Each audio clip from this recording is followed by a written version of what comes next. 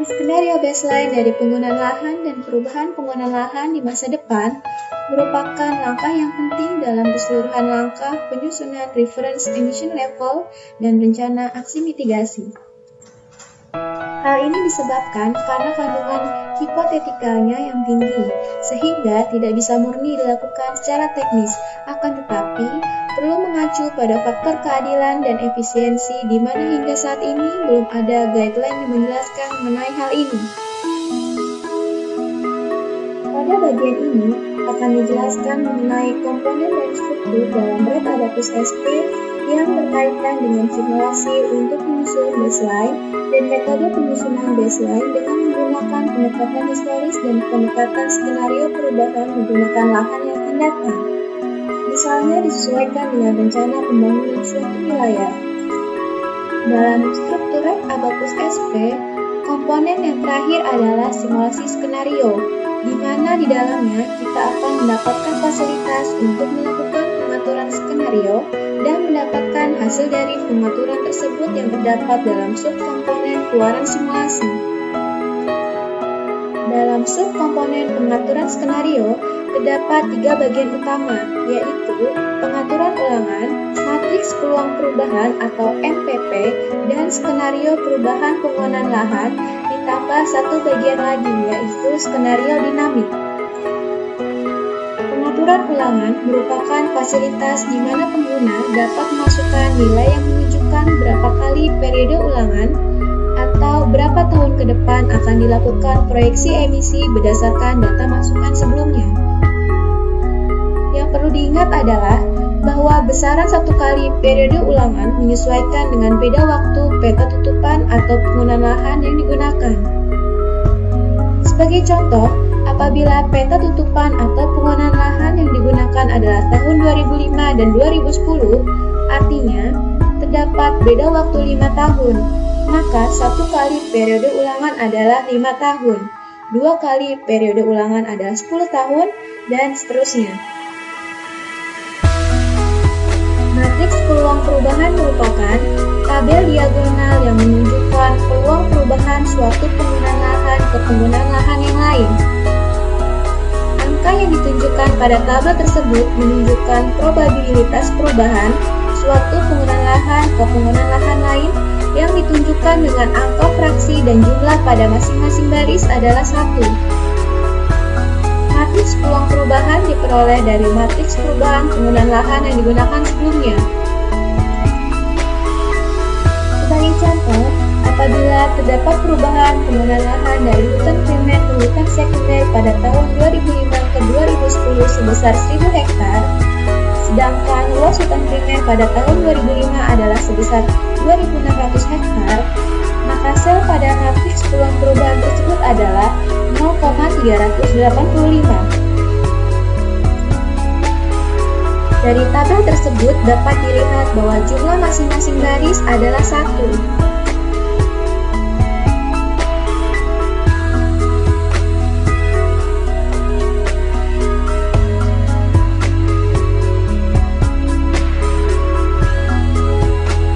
Skenario perubahan penggunaan lahan merupakan matriks yang menunjukkan perubahan penggunaan lahan di mana di dalam matriks ini ditunjukkan perubahan penggunaan lahan di dalam setiap unit perencanaan.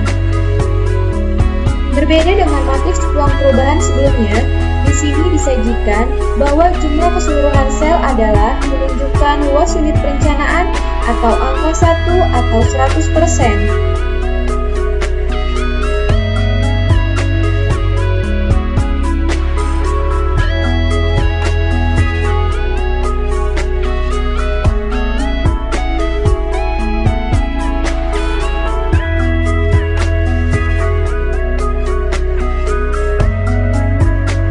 Pada bagian skenario dinamik, pengguna dapat melakukan pengaturan skenario untuk mengubah data input sebelumnya meliputi carbon stock, NPV, cost benefit from land conversion, emisi dari gambut, dan emisi dari pengelolaan.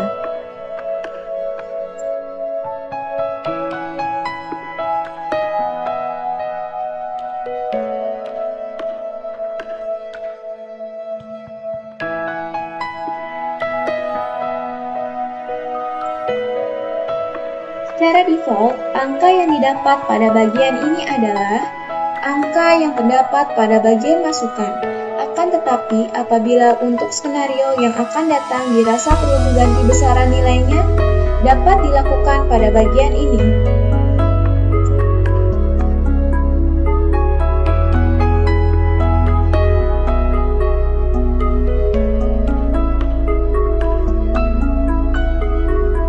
Pada subkomponen keluaran simulasi, terdapat 5 fasilitas yaitu ringkasan, perubahan penggunaan lahan, matriks emisi, total biaya manfaat, dan matriks opportunity cost. Ringkasan merupakan bagian terpenting untuk melihat secara cepat hasil dari simulasi skenario yang telah dibuat. Dalam ringkasan disajikan nilai emisi dan sekuestrasi berdasarkan sistem penggunaan lahan dan berdasarkan unit perencanaan. Dalam ringkasan juga disajikan emisi yang berkaitan dengan manfaat kurang dari ambang biaya, opportunity cost, total perhitungan emisi, dan penyajiannya secara kumulatif. Pada bagian total, angka yang dihasilkan merupakan angka tahunan pada masing-masing periode ulangan, sedangkan pada kumulatif angka yang disajikan adalah angka yang merupakan penjumlahan dari ulangan-ulangan sebelumnya. Pada tutorial ini, ulangan yang dibuat adalah sebanyak 2 kali, sehingga periode proyeksi emisinya digunakan untuk 10 tahun yang akan datang, atau dibuat proyeksi emisi hingga tahun 2020. Pada bagian ringkasan, kita dapat dengan mudah mengetahui total emisi pada setiap ulangan, proporsi emisi pada setiap unit perencanaan, dan pada setiap jenis perubahan penggunaan lahannya. Pada bagian perubahan penggunaan lahan, disajikan konfigurasi penggunaan lahan historis dan prediksi perubahan penggunaan lahan pada setiap ulangan pada masing-masing unit perencanaan.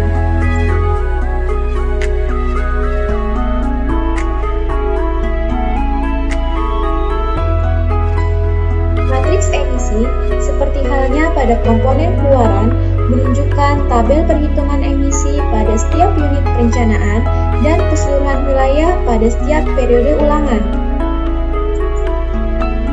Bagian total biaya manfaat menampilkan analisis finansial dari setiap perubahan sistem penggunaan lahan. Pada bagian ini juga ditampilkan keuntungan dari penggunaan lahan pada setiap ulangan. Dan ini menyajikan hasil perhitungan atau pembagian antara total biaya manfaat dengan matriks emisi yang dihitung pada setiap unit perencanaan dan secara total untuk keseluruhan wilayah. Pada bagian ini disajikan hasil perhitungan opportunity cost positif, negatif, dan opportunity cost negatifnya.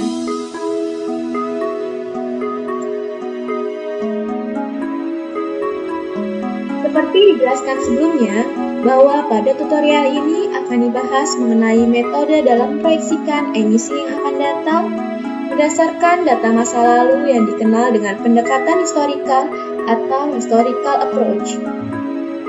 Red Abacus SP memproyeksikan emisi yang akan datang berdasarkan hasil proyeksi perubahan penggunaan lahan yang akan datang, sehingga kemudian dapat dihitung besaran emisinya.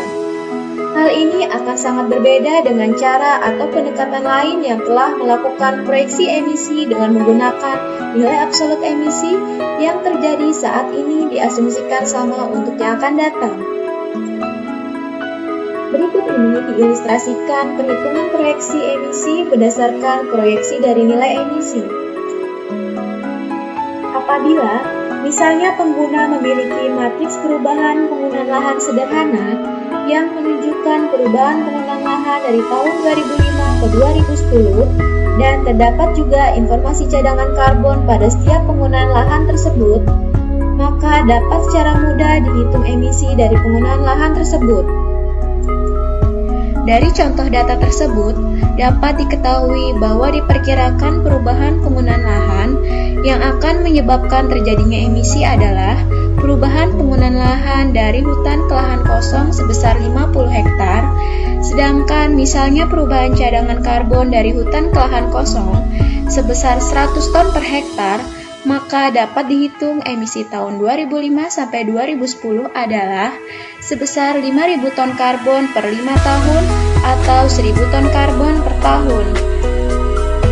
Berdasarkan pendekatan proyeksi nilai emisi, maka didapat emisi yang akan datang dianggap sama dengan emisi yang terjadi sebelumnya, sehingga diasumsikan emisi tahun 2010 sampai 2015 sebesar 5.000 ton karbon tiap 5 tahun dan emisi tahun 2015 sampai 2020 juga sebesar 5.000 ton karbon.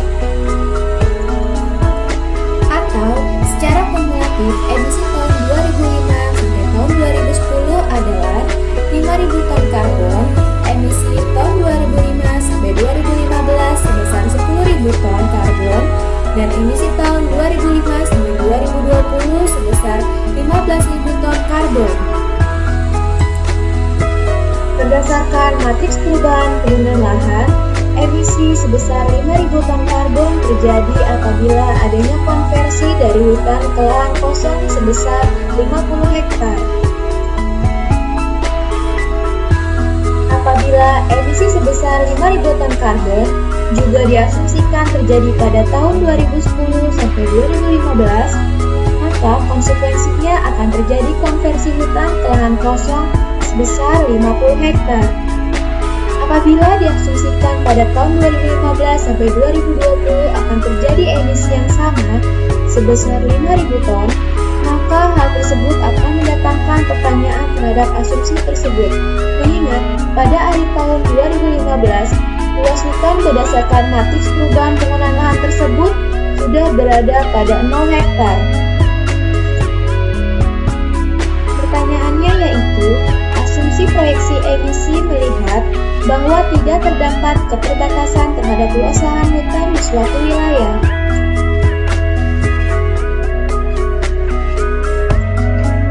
Berbeda dengan metode proyeksi emisi di atas, Red Abacus SP memprediksikan emisi yang akan datang berdasarkan proyeksi penggunaan lahan.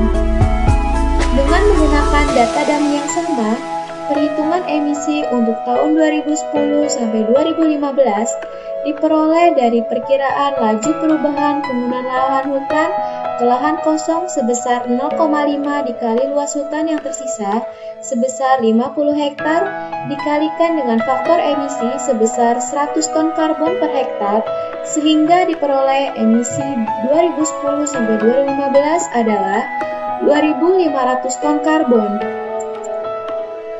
Dengan cara yang sama, dapat diprediksi emisi untuk tahun berikutnya, sehingga untuk tahun 2015 sampai 2020 diperkirakan emisi akan mencapai 1.250 ton CO2 yang berasal dari konversi hutan ke lahan kosong sebesar 12,5 hektar atau 50% dari 25 hektar sebagai luasan sisa hutan pada tahun 2015.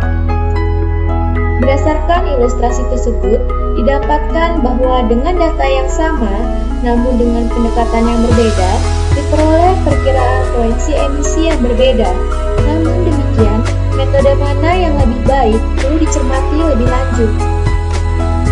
Dalam Red Abacus SP, proyeksi emisi dengan pendekatan historis perubahan penggunaan lahan dapat dilakukan dengan mudah pada bagian pengaturan ulangan subkomponen pengaturan skenario. Dengan mendefinisikan beberapa kali ulangan yang akan dibuat, maka software akan membangun matriks perubahan penggunaan lahan di masa yang akan datang dengan dilanjutkan dengan perhitungan emisinya. Pada bagian tersebut, akan dapat dilihat besaran emisi bersih pada setiap periode ulangan. Dalam proyeksi emisi berdasarkan pendekatan historis ini, tidak dilakukan modifikasi apapun terhadap matriks peluang perubahan seperti dijelaskan sebelumnya. Salah satu kemudahan yang diberikan oleh Red Abacus SP adalah kemampuannya untuk memprediksi besaran emisi yang akan datang berdasarkan skenario yang dibuat. Skenario tersebut sangatlah beragam dan digunakan sesuai dengan kepentingan. Sebagai contoh, apabila akan dibuat skenario yang mengadopsi kebutuhan perubahan penggunaan lahan yang disesuaikan dengan pembangunan daerah atau seringkali dikenal dengan pendekatan forward looking. Pendekatan forward looking diharapkan dapat mewakili kebutuhan semua skenario yang diorientasikan untuk rencana-rencana yang akan datang. Semua rencana tersebut kemudian diharuskan dapat diterjemahkan ke dalam rencana penggunaan lahan. Untuk melakukan proses ini pada Red Abacus SP, dilakukan dalam bagian matriks peluang perubahan atau MPP pada subkomponen pengaturan skenario. Pada bagian ini, terdapat matriks peluang perubahan dari setiap unit perencanaan yang mengindikasikan peluang dari berubahnya setiap penggunaan lahan ke penggunaan lahan yang lain. Apabila misalnya akan dilakukan modifikasi terhadap MPP tersebut, maka nilai yang berada pada tiap sel tersebut dapat diubah sesuai dengan rencana penggunaan lahan yang telah diketahui sebelumnya. Yang perlu diperhatikan adalah bahwa rencana tersebut harus dapat dengan cermat dieksekusi pada unit perencanaan yang bagaimana dan pada penggunaan lahan yang bagaimana pula. Besaran angka dari sel tersebut juga harus dapat diperkirakan atau dapat merupakan konversi dari ukuran sebenarnya yang terjadi di lapangan. Sebagai contoh sederhana, misalnya apabila akan dilakukan pembangunan kelapa sawit dari penggunaan lahan berupa semak belukar pada unit perencanaan HGU non-pit, maka dapat dilakukan dengan memberikan angka 1 atau 100% dari semak belukar akan diubah menjadi kelapa sawit pada sel pertemuan antara baris semak belukar dengan kolom kelapa sawit monokultur pada unit perencanaan HGU non-pit. Angka yang lain juga dapat diberikan untuk mengindikasikan besaran dari perubahan tersebut. Biasanya, mengacu rencana pembangunan daerah, maka semua unit perencanaan harus dapat didefinisikan rencana penggunaan lahannya, sehingga hal ini sedikit membutuhkan waktu dalam memodifikasi matriks peluang perubahan atau MPP-nya.